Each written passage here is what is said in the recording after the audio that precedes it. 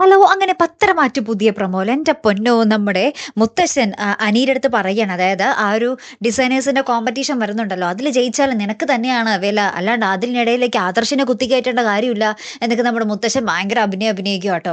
അപ്പുറത്താണെങ്കിൽ നമ്മുടെ നയന നൈസായിട്ട് അനീനെ പൊക്കുന്നുണ്ട്. നമ്മുടെ നന്ദുവുമായിട്ടുള്ള സംസാരവും ഇതൊക്കെ കാണുമ്പോ. അപ്പം നമ്മുടെ അനി പറയുന്നുണ്ട്, "ഞങ്ങൾ തമ്മില് ഭയങ്കര സൗഹൃദം മാത്രമല്ലേ. ഏട്ടത്തി എന്തിനാ വേറെ കണ്ണോണ്ട് നോക്കുന്നേ?" എന്നൊക്കെ ഇപ്പൊ ചോദിക്കുമ്പോൾ നമ്മുടെ നയന പറയുന്നുണ്ട്, "നിങ്ങൾ തമ്മിൽ അതിൽ പരം ബന്ധം ഉണ്ടാർന്നതാണല്ലോ. അതുകൊണ്ട് സംശയിച്ചേ പറ്റൂ" എന്ന് നമ്മുടെ നയന പറഞ്ഞു കൊടുക്കുന്നുണ്ടേ. ഏറ്റവും ലാസ്റ്റ് നമ്മുടെ നാഗേന്ദ്രൻ നമ്മുടെ അവന്തികയുടെ അടുത്താണെന്ന് തോന്നുന്നു പറയുന്നുണ്ട്. "ഈ ഒരു പ്ലാൻ സക്സസ് ആകും മോളെ. ഇതിൽ നമ്മൾ വിജയിച്ചിരിക്കും" എന്ന് പറയുന്നുണ്ട്. അതായത് ആ ഒരു കോമ്പറ്റീഷനിൽ വിജയിക്കുന്ന കാര്യമായിരിക്കും നമ്മുടെ നാഗേന്ദ്രൻ പറഞ്ഞു വരുന്നത്.